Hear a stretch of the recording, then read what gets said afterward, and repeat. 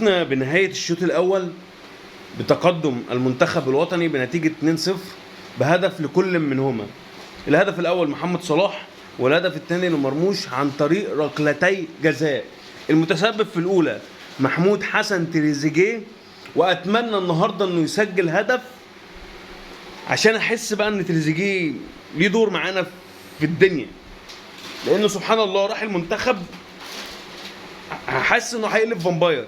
ضيع فرصة ما تضيعش وبيحاول وبيعافر، لكن مش زي ما هو ما بيكون في الاهلي. تحس ان الكرة بتتكركع تحت رجله، بتتكعبل في رجله.